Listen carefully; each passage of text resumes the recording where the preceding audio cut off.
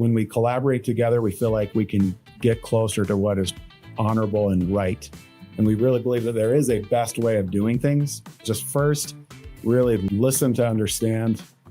And again, it goes back to having that sincere, genuine relationship. People don't care how much you know until they know how much you care. Find joy in learning and failing fast. Don't fear making mistakes. Really, it's not a failure unless you fail to learn from it. Read a lot. There are so many good books out there. You can read Doug's books. There's so many tools out there. We need to be exposed to new ideas constantly. Do that self-reflection about what makes you truly happy. I can almost guarantee it's always going to be related to your ability and willingness to help other people. And if that's your driving motivation in sales, you're going to be successful. Culture eats strategy for lunch each and every day. What resonated with me, a lot of what you've said, but I heard packaging consultant. Yes, we are sales leaders. Yes, we are in the honorable profession of selling, but are we really salespeople, or are we consultants, subject matter experts, or trusted advisors? Could you share with us your thoughts on that? Yeah. You are listening to the Best Sellers podcast presented by Doug Dvorak, where the focus is elevating your sales boom. The Best Sellers Podcast, your ultimate destination for winning sales strategies. Good day and welcome, Best Sellers Podcast Nation. I'm Doug Dvorak, your host, founder and managing principal of the Sales Coaching Institute. I'm so excited. Today's topic is mastering sales leadership, insights from a top sales manager. Our guest today is Robert Mortensen, the sales general manager of Container in Eagle, Idaho. Welcome, Robert. Thank you, Doug. Good to be with you. Yeah, it's a high honor and privilege to meet you. I've really enjoyed our sidebar conversations about sales leadership and some of the skills that you've acquired over your journey. Tell us a little bit about your current role and how long you've been in sales leadership and what attracted you to sales leadership. Yeah, absolutely. I started out in sales, container and packaging 8 years ago, and I had never been in a sales role before. I have my degrees in construction management, and so I ran home building and land development processes forever. But I was always a people person, and I thought I might be okay at sales. And so some friends of mine that own the company invited me to come. They originally owned the company. They invited me to come and join them as a sales representative, and I loved it. Like, for the 3 years I did it, I just saw exponential growth. Really enjoyed working with the customers and the vendors. And then it came time when the company kept growing and we were in desperate need of leadership. I've been naturally gravitating toward leadership in every other role of life. And so, but they had to do a little convincing for me to leave. I felt like I was on such an exponential curve that becoming a sales leader was a bit of a setback financially.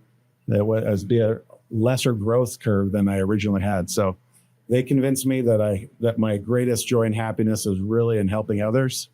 And so I made the leap to sales leadership.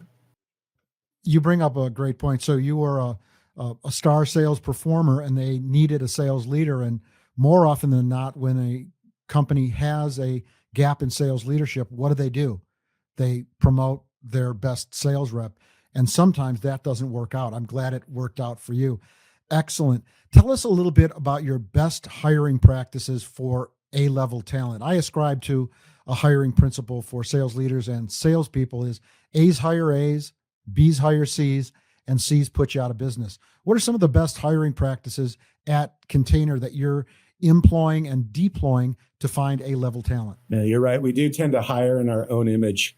And but we take a really unique approach to it. We have the normal recruiters. We work with outside recruiters, but we also post on LinkedIn and Indeed and the other job recruiting services. We do an initial phone call just to kind of get a feel for if they have a good vibe, good energy. But really, the unique part comes in our first interview. We bring them in for an in-person interview, and we play a word game with them. And I'm not going to give away all of our secrets, but it's a kind of a comparative word game just to describe their own attributes. And then it's not just about it's not just about which word of the two they choose, but their explanation of why. That's really critical to us, because we want to be able to gauge in that first interview, does that person have drive? Do they have a level of meekness or humility, teachability? Are they going to be able to maintain the pace that we have here at Container and Packaging?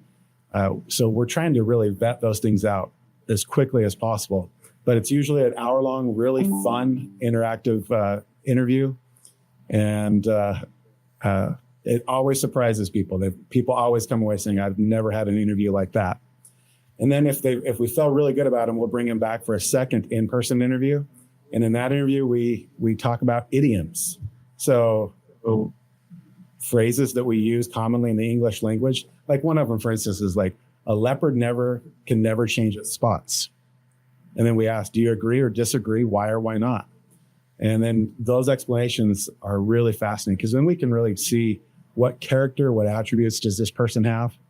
And then we'll even challenge them sometimes just to see if they can gracefully navigate being challenged. And anyway, we feel like our hiring process has really helped us dial in how to hire really strong performers. And it's worked out. We do have some people that don't work out after a while. So we don't hit 100% of the time, but we feel like we're doing really well. And I love, as we spoke in preparation for today's podcast, something you mentioned that is really resonating with me relative to hiring A-level talent.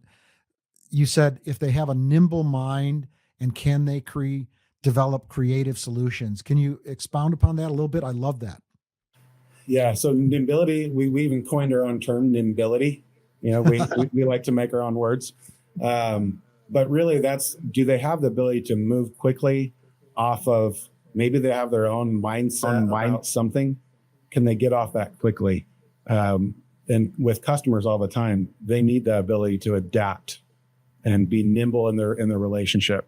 And then also to come up with creative solutions. Our sales role is very non-traditional. It's not very salesy. We don't do any cold calling.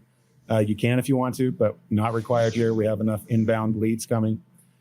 So we need people that can come up with really strategic and creative solutions. And so anyway, part of our interviewing process to try to suss that out of them during the interview, see if they have that ability. Great. Thanks for that feedback. Relative to compensation at Container as the sales leader, as you know, compensation drives behavior. Can you share with us a little bit about your compensation model? Yeah, we have a base salary, which is negotiable based on experience and what kind of strength we think that person could bring. And then we have commissions based on the profit of every order. No caps on the commission, so people can continue to grow. And we'll even raise base salaries up to a certain max point, but commissions are capped. And we'll take commissions. We usually start at a certain percentage, and we'll allow that to increase incrementally up to another certain point. But again, still no cap. And so we have packaging consultants making really, really good livings here, and even people within the first. For example, in my own case, within the first 6 months, I'd been able to double my income from my previous career in home building. So, wow. And as a dovetail to the discussion on your compensation model, what recognition programs, if any, do you have? President's Club, et cetera? Yeah, so we've tried to gamify our statistics, and so we've based it off of fantasy sales, we call it fantasy sales, based on like fantasy football or fantasy baseball. And so within that, we have team awards, which are usually pretty generous chunk of cash, or we've had travel and different types of gift cards. We also have MVP, which also has a nice bonus attached to that. We have our Rookie of the Year each year that we do as well. And for the different categories that we are measuring, whatever that fantasy sales season, we'll have awards for the top performers in each of those categories. And then we kind of have our All-Star Team 1 and All-Star Team 2 as well. So, yeah, they're a little pride and joy and plaques on the wall and bonuses to boot. That's great. I'm really intrigued about the value creation model at Container. Can you unpack that for us? One of our founding core principles is honor. And we want to find out what the right thing to do is in every situation. We don't claim we know what the right thing is to do, but when we collaborate together, we feel like we can get closer to what is honorable and right. And we really believe that there is a best way of doing things. And so we just have to work together to do the best we can to approximate the most honorable way to move forward. So one of the things that we've developed is our value creation model, which we look at our 5 stakeholders. We have our customer, we have our vendors, our suppliers, our manufacturing partners, we have our coworkers, and we look at the company as its own entity, especially where we're an employee-owned company that deserves to be its own entity. And then the 5th stakeholder is our sales rep, our packaging consultant. And so what we're really looking for in every transaction, do we have all 5 stakeholders? Are they all winning? And is the arrow going up for everybody? And it's really valuable to be able to consider in every situation, are we doing that? And it just helps us make the right decisions. More often than not, we hit it right because we've considered that. And the beauty of it is that our sales rep, our packaging consultant, they're the advocate for all 5 of those stakeholders. It's their responsibility to make sure that all the arrows are moving up. And it's kind of interesting because you could look at our value creation model. We also see a lot of times in business value transfer or even value destruction. So, for example, if I have a customer that needs 2 million 16-ounce jars, and I go to the manufacturer and I just beat them down on price to the point where they're not really excited about doing that work, then they're having an arrow down or an arrow sideways, and the arrow up, maybe I'm getting an arrow up and my company might be, and the customer is, but our trade partner, our manufacturing partner doesn't. And over time that depletes the relationship, and over time it could destroy the relationship. So we're always trying to we want to make sure the arrows are always going up. So we want our manufacturers to succeed. We want them to be profitable, and we want our customers to get really good pricing as well. So navigating that balance is a critical component to being a star success and successful packaging consultant sales rep here at Container. Excellent. I love your unpacking your sales culture. I love what management scion and Professor Peter Drucker said about culture. Culture eats strategy for lunch each and every day, and salespeople are unique. And the culture you've created, I love it. Fantasy sales, et cetera, MVP. What resonated with me, a lot of what you've said, but I heard packaging consultant. Yes, we are sales leaders. Yes, we are in the honorable profession of selling, but are we really salespeople, or are we consultants, subject matter experts, or trusted advisors? Could you share with us your thoughts on that? Yeah. In the home building and land development industry, we often had third-party consultants we would bring in to audit our books and our processes. And they spent a lot of time listening to us, asking a lot of really good questions. And then they would come back and they would speak the truth to us. And sometimes it hurt, but they were truth speakers. And so that's one of the reasons we opted to stop calling ourselves sales reps, because we weren't representing a specific line of product, but we were providing consultation services. We wanted to be truth speakers. We wanted to listen really well and then come back and provide truth and provide options so that customers can make the best decisions and move forward. And so that's our goal. Share the truth. Truth seekers and truth speakers. I love it. Tell me about how you evaluate performance as the sales leader at Container, please. Yeah, we don't have the traditional KPIs like a lot of other places might. Again, we've mentioned how we've gamified our fantasy sales. So we usually will have each fantasy sales season, we usually have 12 metrics that we're focusing on. And those change from season to season, depending on where we feel like some extra focus needs to be placed. And so those metrics, they give a snapshot into how someone's performing. And then we like to cobble all those snapshots together and try to come up with a story. And then we, in our one-on-ones, will kind of say, here's the story I'm starting to extract from this data.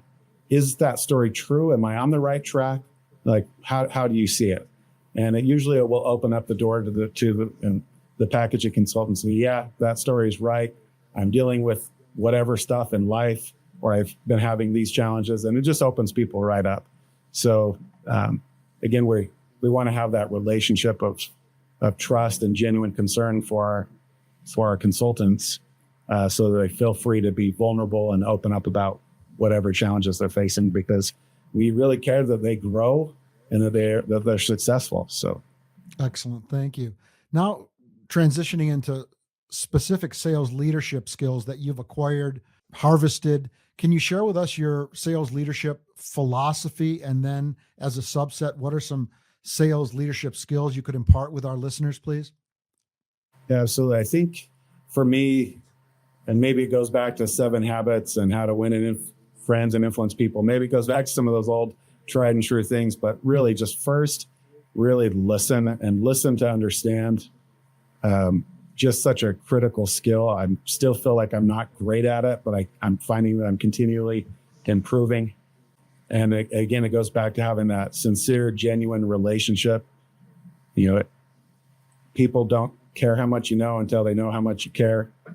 And so we want our consultants to know that, especially when we're giving them critical feedback, that it's not that their job is in jeopardy. We're not attacking the competency. We just want to help them grow. And because we really genuinely care, we're going to invite them to grow.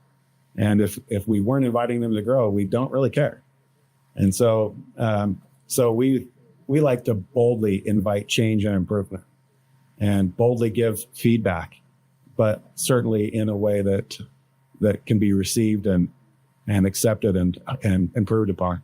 Excellent. Could you tell me about how you coach your sales team? How structured, just briefly? Yeah, we do one-on-ones, usually weekly, half hour to an hour with each person. And then we do a weekly team huddle. We'll bring the whole entire sales floor together at least once or twice a month for a big, usually a very poignant themed instruction.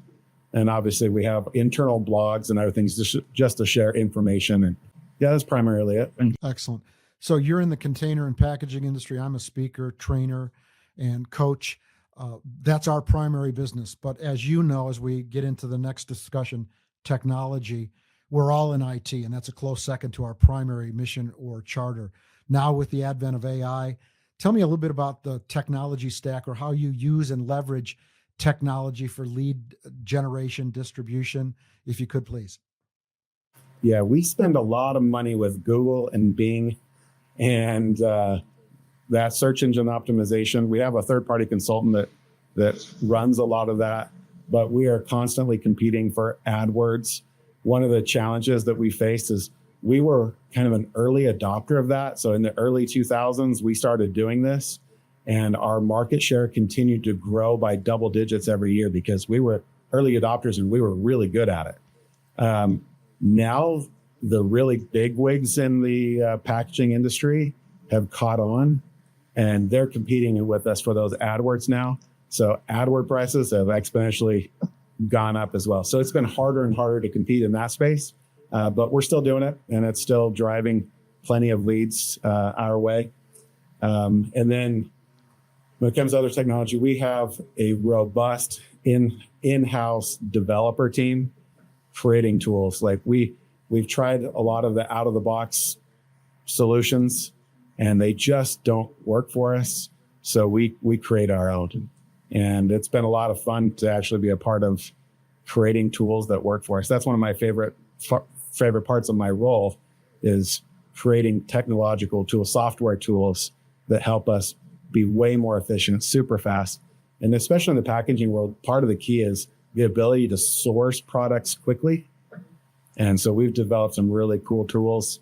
We've also developed shipping tools that are fascinating, and they're so good that in the near future, you'll probably see us selling those as a service, those software tools, because we're pretty proud of them.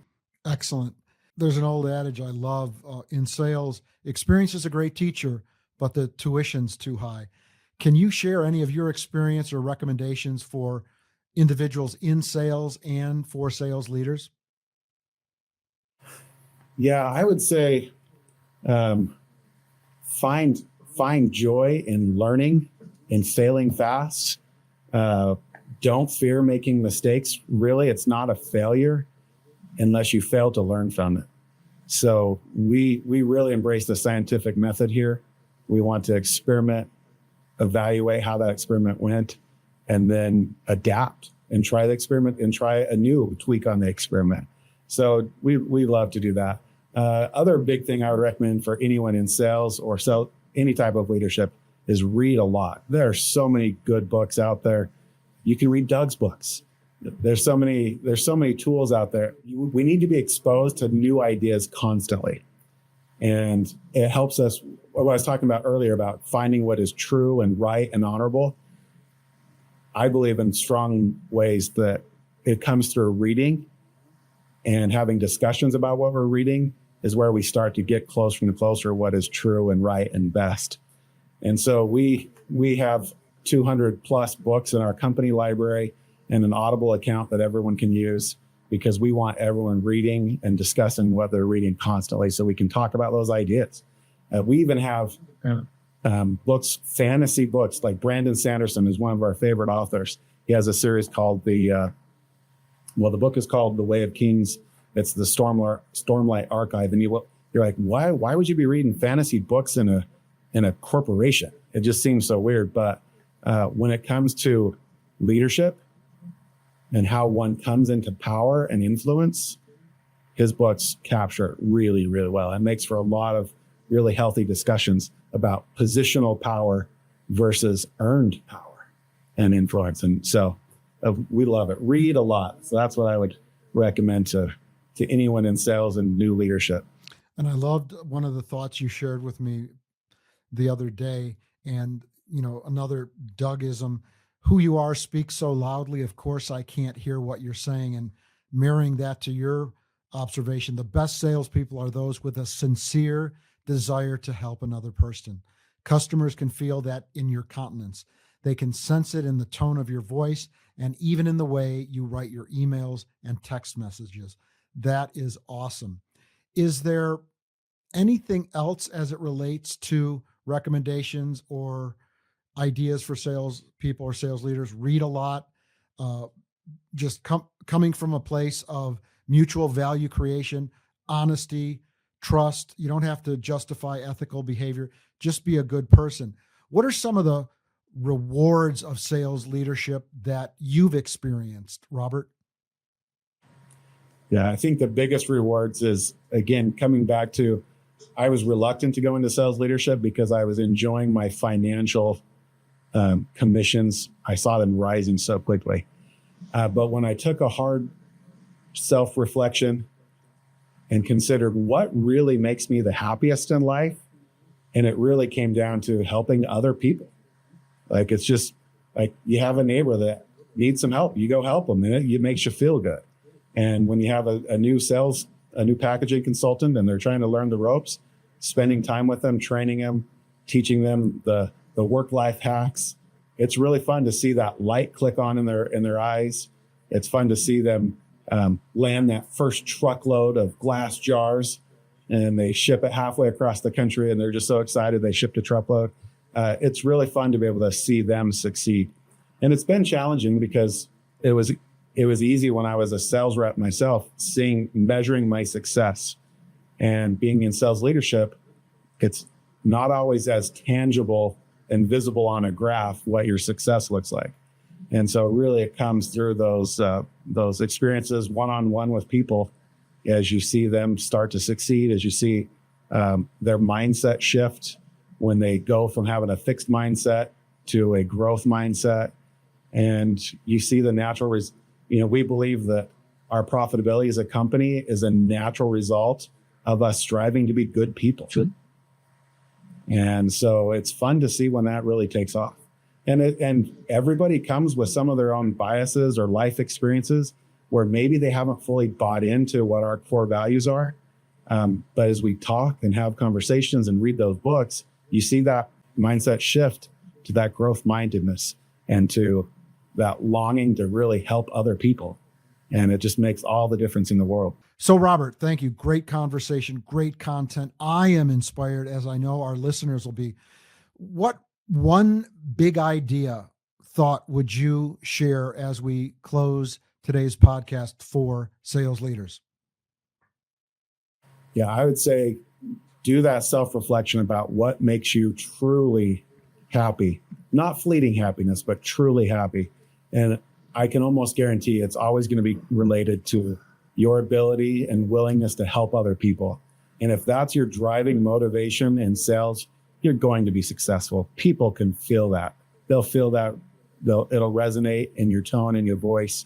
And even in the way you write, they're going to feel it. So get down to what that core drive of happiness is, and it'll lead to success. Great. Thank you, Robert. And for our listeners, if they have any container or packaging needs from Container in Eagle, Idaho, how can they get a hold of you? Well, you can go to containers.com and you'll find all of our offerings there. And then we can hook you up with one of our packaging consultants, and they can help you navigate those waters and take all those headaches from supply chain stuff. Let us be your supply chain team. Excellent. Thank you, Robert. Thank you, Best Sellers Podcast Nation. I hope you enjoyed our guest, Robert Mortensen, General Sales Manager with Containers in Eagle, Idaho. Please go to salescoach.us/podcast. We also have a plethora of free ebook downloads on every aspect of the sales process. And I'd happy to offer up a 30-minute complimentary consultation with me, Doug Dvorak, founder and managing principal of the Sales Coaching Institute, to discuss and unpack and provide some great value and ideas on your own sales leadership growth trajectory. Thank you so much, and Carpe Cellum. Hey, thank you, Doug. If you made it all the way here, thank you for listening to the Best Sellers Podcast, your ultimate destination for winning sales strategy. We hope you loved this episode. Be sure to subscribe to us on YouTube and follow us on your favorite podcast platform to never miss an episode. See you on the next one.